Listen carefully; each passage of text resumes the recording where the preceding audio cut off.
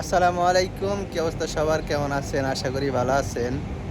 আপনারা অনেকে আছেন কুয়েতে অথবা কাতারে কিতায় আসতে চাইতেছেন, কিন্তু কিতার বর্তমান পরিস্থিতি যে কতটা খারাপ এই ভাইয়ের কাছ থেকে না শুনলে আপনি বুঝতে পারবেন না। ঠিক আছে?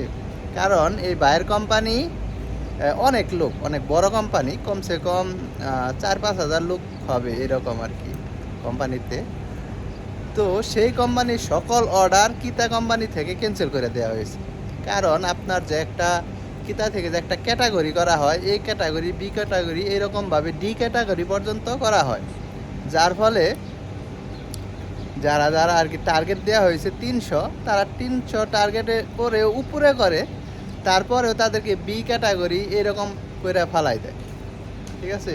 তো তখন যখন কোম্পানি থেকে যখন রিপোর্ট করলো কিতা কোম্পানিতে এরকম কেন করা হচ্ছে, আমাদের ড্রাইভারদের কেন ঠকানো হচ্ছে, তখন তারা মানে কোনো মানে সঠিক আনসার দেয়নি কিতা থেকে। যার ফলে এই কোম্পানি সকল প্রকার কন্ট্রাক্ট ক্যান্সেল করেছে। এখন তাদের কমসে কম 15 দিন, 1 মাস বসে থাকতে হবে, অথবা জায়েজ সুনুনও আছে, কিছু কিছু অর্ডার করতে হবে। কিন্তু এই অর্ডার করে আসলে আশানুরূপ ইনকাম করা সম্ভব না। তো ভাই, কিতা থেকে আসলে কন্ট্রাক্ট ক্যান্সেল করার কারণ কি ছিল? ওই যে আপনি যেটা বললেন যে কিতার রুল খুবই কিতার রুল না মেনে চলতে পারলি তার বেতন প্রতি মাসে এইভাবে কর্তন করা হবে না। 100% রুল মেনে চলতে হবে, কিন্তু 100% রুল কেউ কি মেনে চলতে পারে? 1% কম হলেও বেতন 50 কেটে নেই। এই কারণে আমাদের কোম্পানি অর্ডার ক্যান্সেল করেছে কন্ট্রাক্ট। আমাদের কোম্পানি আপনাদের টার্গেট কত ছিল? আমাদের টার্গেট 300 টার্গেট ছিল, কিন্তু 20 তারিখের পরে হঠাৎ করে 330 টার্গেট দিয়েছে।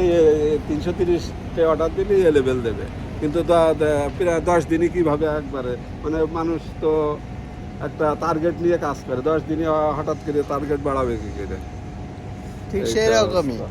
যদি আমি যদি আপনার 300 টার্গেট দিছে, ঠিক আছে, কোম্পানি থেকে হঠাৎ করে বাড়াইতেই পারে, তাই বলে এই না যে এলো আপনার বেতন থেকে 50 দিনার 100 দিনার কম আসবে, এটা কিন্তু আসলে মেনে নেওয়া যায় না।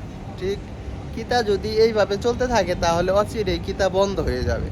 আমরা চাই না কিতা বন্ধ হোক, কারণ তালাবাদ, কিতা, সুনু, সকল প্রকার কোম্পানি থাকুক, এক কোম্পানি থেকে অন্য কোম্পানি যেন আমরা আমাদের মন চাইলে আমরা তালাবাতে চলে যাব, মন চাইলে কিতায় আসবো, এরকম থাকুক।